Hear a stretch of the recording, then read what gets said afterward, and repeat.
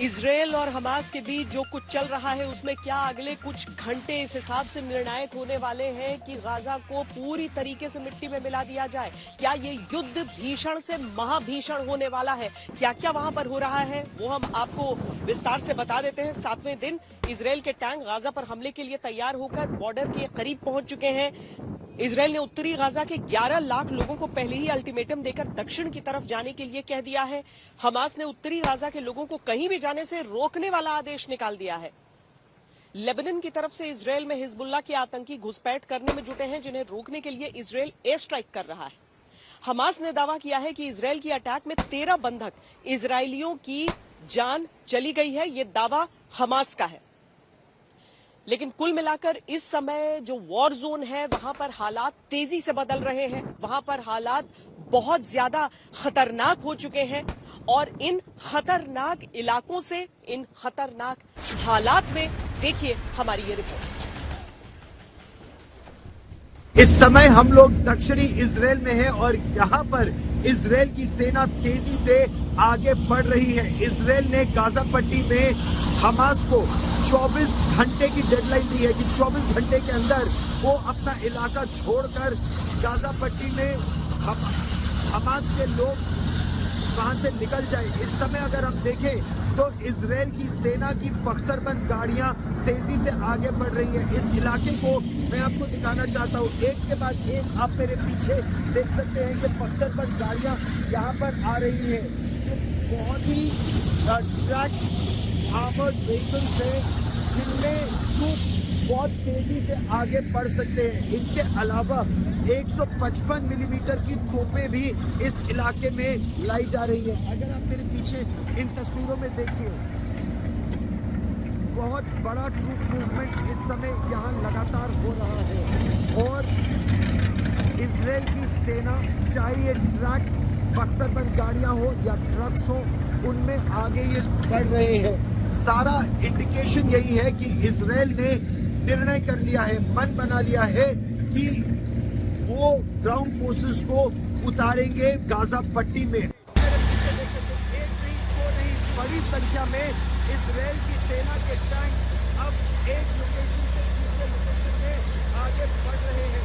इनकी तैयारी पूरी है और आप पीछे देख भी सकते हैं। मैं लगातार टैंकों को दिखने की कोशिश कर रहा था और एक रेस्टोरेंट से कहीं ज्यादा, यानी अगर 20 से 22 टैंक एक रेस्टोरेंट में होते हैं या 24 टैंक, तो उससे कहीं ज्यादा टैंकों की आवाजाही, टैंकों का शुरू हो गया है। और ये आपको बता रहे हैं कि इजरायल की सेना ने मन बना लिया है। अब ये टैंकों का मूवमेंट शुरू हुआ है। इन तस्वीरों को जरा ध्यान से देखिए। ये तस्वीरें आपको दिखाती है कि किस तरह का इलाका है और यहाँ कैसे टैंक आगे बढ़ रहे हैं। इजरायल की सेना हमास को खत्म करने के लिए गाजा क्यों जा रही है वो भी हम आपको समझाते हैं। दरअसल कई बंधक जो हमास के आतंकियों ने 7 तारीख को जब इजरायल पर आक्रमण किया था और उन सभी लोगों को बंधक बना बनाकर ले गए थे, अव्वल तो उन बंधकों को छुड़ाना एक बहुत बड़ी प्रायोरिटी है इजरायल के लिए इस समय। और दूसरी चीज जो है वो ये कि गाजा पट्टी में हम देखते हैं कि किस तरीके से जो जमीन के ऊपर फिलिस्तीन के आम नागरिक, गाजा के आम नागरिक और जमीन के नीचे वो सारा इलाका जहां पर आतंकी अपनी व्यवस्था करके रखते हैं। तो इजरायल की सेना जब घुसेगी भीतर गाजा के, तो क्या वहां पर किस तरीके से वो अंजाम देगी अपने ऑपरेशन को, उसकी एक बानगी आपको दिखाते हैं। כן, איתך, באתי להציל אותך. יאללה, בוא. כן, בסדר. מה אתה צריך? טיפול ראשוני, יש מי שצריך משהו? תעלו אותו למעלה, למעלה, עוד למעלה. ימינה!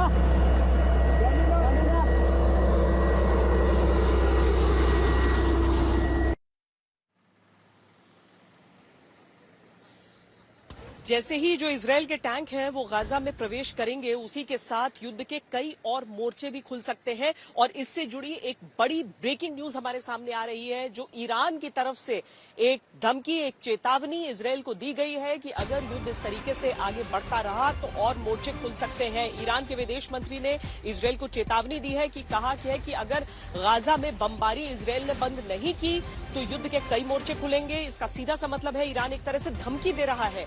इसीलिए ये आशंका भी जताई जा रही है कि गाजा में इजरायल सेना के अटैक बढ़ेंगे तो क्या अरब देश और इजरायल के बीच युद्ध हो सकता है फिर से। इजराइल हमास के वर्तमान युद्ध से 14 साल पहले 2009 की बात है। इजराइल की सेना जब हमास के खिलाफ पहली बार गाजा में जमीन के रास्ते घुसकर आक्रमण करती है, 15 दिन तक गाजा की धरती पर इजराइल के सैनिक हमास के आतंकियों को चप्पे चप्पे से खोजकर खत्म करते हैं। 15 दिन बाद इजराइल के तत्कालीन प्रधानमंत्री ने संघर्ष विराम का ऐलान कर दिया। लेकिन पहले भी इजराइल ने जमीनी रास्ते से हमास पर हमला किया है और पूरी तरह से हमास को ध्वस्त करने का प्रयास किया, परास्त करने की कोशिश की। उसमें इजराइल को ज्यादा सफलता नहीं मिली। इजराइल की सेना जमीनी स्थिति से भली भांति वाकिफ है। इजराइल की सेना के पास लगातार वहां से खुफिया जानकारी भी आती रहती है और इसीलिए इस बार न केवल तोपों से बल्कि हवाई जहाजों से जबरदस्त हमला किया जा रहा है। साल 2014 आया, दूसरी बार गाजा में घुसकर इजराइल की सेना आतंकियों को घेरती है, मारती है और हमास के आतंक को खत्म करना शुरू करती है। 19 दिन तक तब गाजा के भीतर इजराइल के सैनिक पहुंचकर अटैक करते रहे। लेकिन साल 2014 में भी गाजा से हमास खत्म नहीं हुआ। क्या अब इसी तरह फिर से गाजा में इजराइल की फौज दाखिल होकर हमास का समूल नाश कर पाएगी? क्या अब गाजा में इजराइल के घुसने के साथ जंग खत्म होने की जगह और बड़ी हो जाएगी? इस वजह को समझने के लिए देखिए इन टैंक को जो गाजा की तरफ आगे बढ़ते हैं और इजराइल के सैनिकों से मिलकर प्रधानमंत्री नेतन्याहू कहते हैं कि हम आपके साथ खड़े हैं। 9 साल बाद इजराइल एक बार फिर गजा पर जमीनी हमले बोलने की तैयारी कर रहा है। टैंक लेकर के उसकी टीमें एश्केलॉन से द्रोत से आगे बढ़ते हुए गजा की सीमाओं में प्रवेश कर रही हैं। लेकिन डर इस बात का है कि जिस तरह से अरब देश गजा को समर्थन दे रहे हैं, हमास को समर्थन दे रहे हैं, ऐसे में अगर ये विवाद और बढ़ता है और ये हमला ऐसे ही बढ़ता है तो क्या एक बार फिर अरब देशों और इजराइल के बीच युद्ध छिड़ जाएगी? संभावना इसकी लोगों की है और इसी बात की आशंका भी है, डर भी है।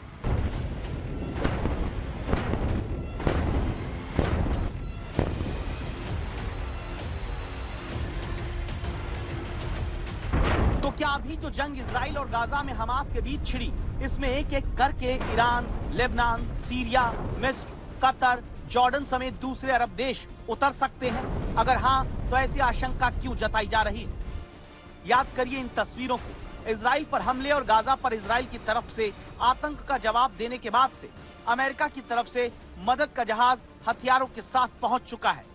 फिर गुरुवार को अमेरिकी विदेश मंत्री ब्लिंकन भी इजराइल पहुंचकर कहते हैं, जो होगा देखा जाएगा, हम तो यही हैं।